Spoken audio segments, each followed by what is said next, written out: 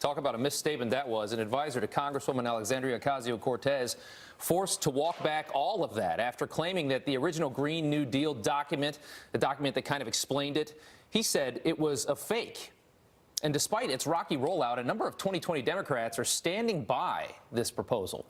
What message does that send to voters here for 2 years from now, or a year from now? Here now to react is a fellow in energy and environmental policy at the Heritage Foundation, Nick Loris. Nick, thanks for coming on this morning. So a lot of the 2020 contenders jumping on this thing. This is the typical, race to the fringe because you want to win the primary, so you got to get as left as you can. What do you think about their glowing support of this bill? Yeah, it's perplexing given the lack of policy details. All we know is really that it's about government control and virtue signaling, and that's what these candidates want to do. It doesn't matter if the plan is deeply unserious, if there's really no context in the plan.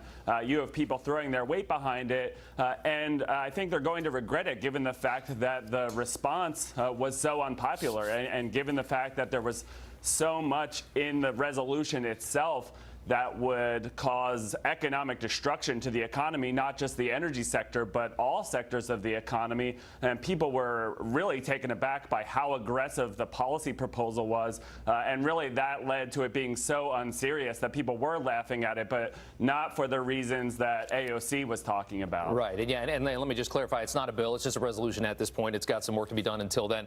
But I mean, when you look at the details of what they want, for a leftist society, it almost sounds even more idyllic than anyone could even imagine. I mean, you're talking about completely reversing so many of the ways that we do business in this country and our industry, taking away combustible engines, burning any kind of fossil fuel in a very short period of time. The expense of this would be absolutely tremendous. I mean, there's no way to even, I don't think, comprehend how much implementing this would cost.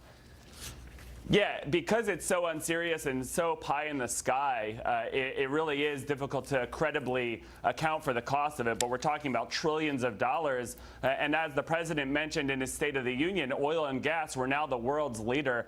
And this resolution, if it were somehow put into legislative text and implemented, it would decimate that industry. But all of those other industries that are energy consuming industries, the manufacturing base that uses a lot of energy, all decimated as a result of these policy proposals. And for what? Even if all of these proposals were somehow implemented and we went back to the Stone Age economically, you're talking about mitigating global temperatures a few tenths of a degree Celsius by the turn of the century. Well, the goal of it, I guess, is honorable. But yeah, you would destroy the economy, but then they're saying a guaranteed job for every American through the government. Let's go back to the initial issue with this, which was the unwilling to work. Pay people who are unwilling to work in this country. It scared a lot of people. They denied it at first, then they had to own it. Here's the chief of staff for AOC. There separately is a doctored frequently asked questions floating around in an early draft of a frequently asked question that was clearly unfinished and that doesn't represent the Green New Deal resolution. Got published to the website by mistake.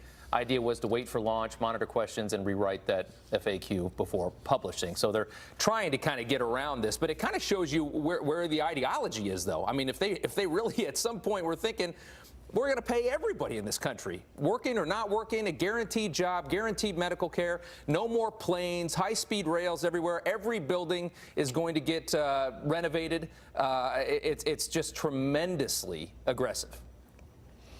It is. It's big expansion of government and big expansion of control. And the other really surprising but unsurprising part of that proposal is if they were concerned about climate change and thought that we needed to do something in 12 years or the world is going to face catastrophic warming, you would think you would want nuclear power, which is the largest source of emissions-free energy, but it says, nah, we're not going to build any new nuclear plants. Don't worry about that. We'll just do it all through renewables. So it's very hypocritical. And again, this wish list is just something that would result in so much control over everyday lives of Americans. Well, I mean, there are issues. I mean, there's obviously climate change issues. I think that a lot of people do believe that. But when the government gets involved, I mean, remember what happened with Solyndra Fisker in the Obama years. It's typically not the best way to go about it. Thank you, sir, very much for your time. We do appreciate it.